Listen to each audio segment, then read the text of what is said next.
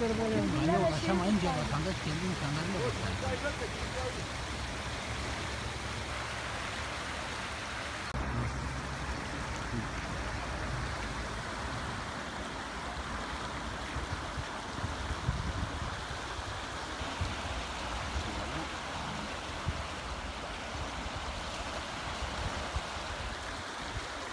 يعني انك كلبه وخلاص ولا كده ولا يوم ما بدايه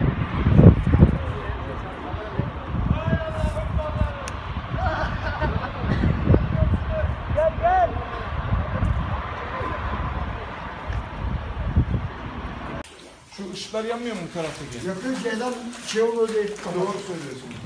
Tamam. Abi şöyle bir fotoğraf alayım ben. He? Fotoğraf alayım ben. Tamam, var.